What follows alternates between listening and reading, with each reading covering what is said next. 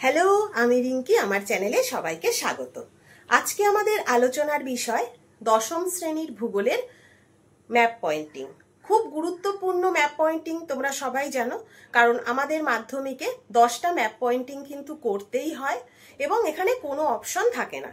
অনেকেই তোমরা ম্যাপ পয়েন্টিংয়ে ভয় পাও, কিন্তু খুবই সহজ ম্যাপ পয়েন্টিং, সব থেকে সহজ ম্যাপ পয়েন্টিং। ভিডিওটা দেখলেই তোমরা কিন্তু পুরোপুরি বুঝতে পারবে এবং শিখে নিতে পারবে। এখানে এই ভিডিওতে আমি তোমাদের মাত্র 20টা ম্যাপ পয়েন্টিং দিয়েছি এবং আশা করি এখান থেকেই এবারের পরীক্ষায় সবকটা ম্যাপ পয়েন্টিং চলে আসবে। এর আগের ভিডিওতে আমি তোমাদের সমস্ত নদ নদী, সমস্ত পাহাড় পর্বত এই ম্যাপ পয়েন্টিংগুলো দিয়েছি।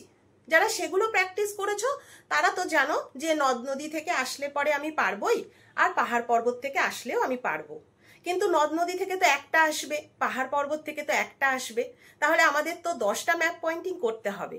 অর্থাৎ গুরুত্বপূর্ণ বিভিন্ন দিক থেকে বিবেচনা করে যেই 10টা গুরুত্বপূর্ণ আসবে, আমি সেই জন্য তোমাদের মাত্র 20টা ম্যাপ পয়েন্টিং দিয়েছি।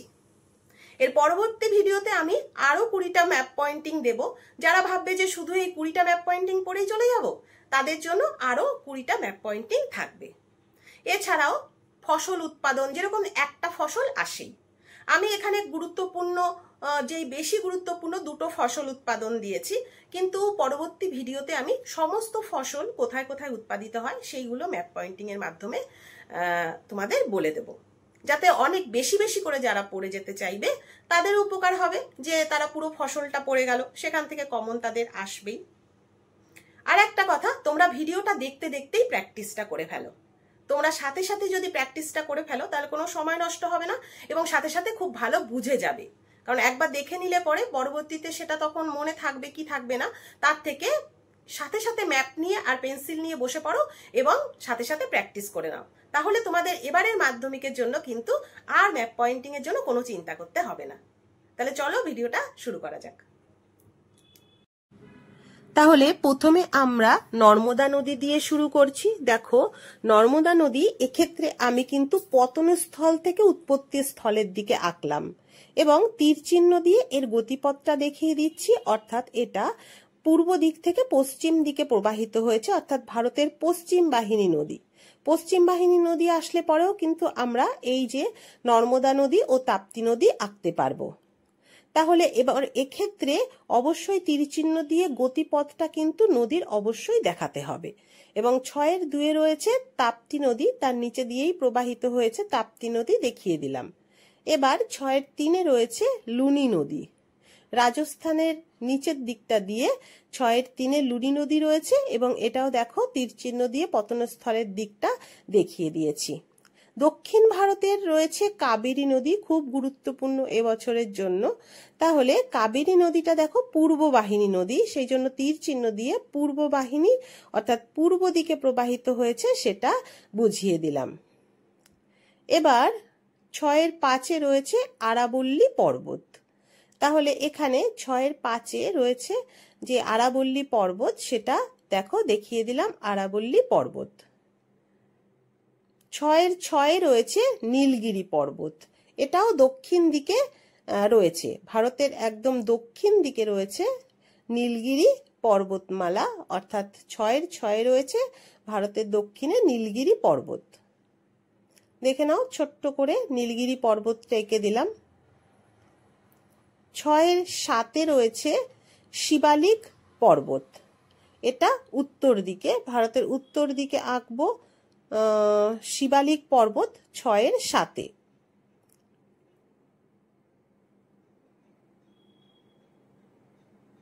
শিবালিক পর্বত রয়েছে 6-7 দাগে, দেখো শিবালিক পর্বতটা এঁকে দিলাম।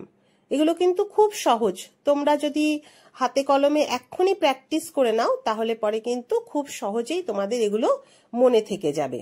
এবার পশ্চিমঘাট পর্বতমালা 6-8 রয়েছে, অর্থাৎ ভারতের পশ্চিম উপকূল ধরে সোজা পশ্চিম উপকূল বরাবর এঁকে দিয়েছি পশ্চিমঘাট পর্বতমালা, এটা রয়েছে 6-8 দাগে পশ্চিমঘাট পর্বতমালা।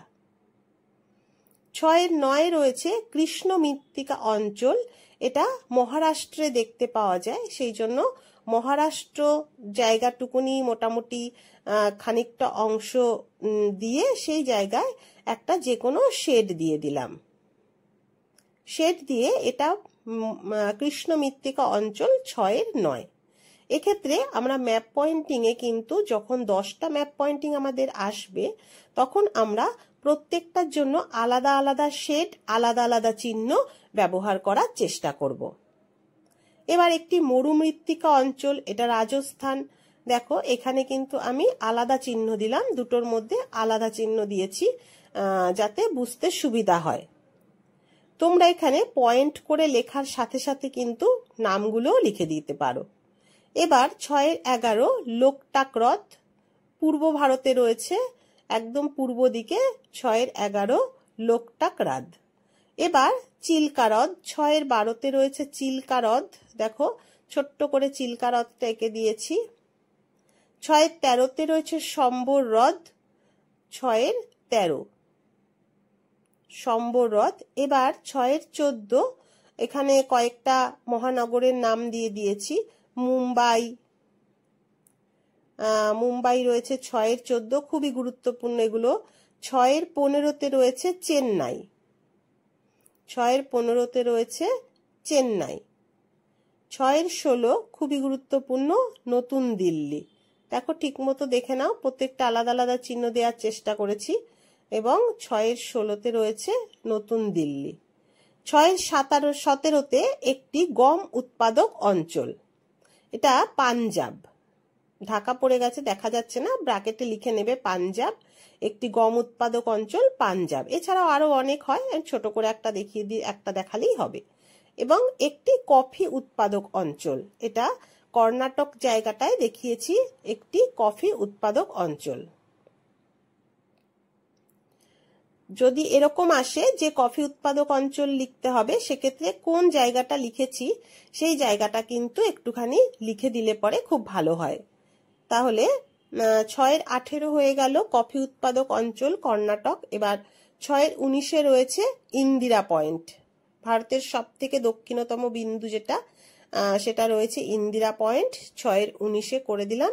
এবার 6-20 বছরে 2বার বৃষ্টিপাত যুক্ত অঞ্চল, এটা করমণ্ডল উপকূল।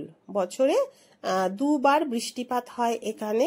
6-20 নম্বরে রয়েছে বছরে 2বার বৃষ্টিপাত যুক্ত অঞ্চল, ব্র্যাকেটে করমণ্ডল উপকূল যদি লেখা।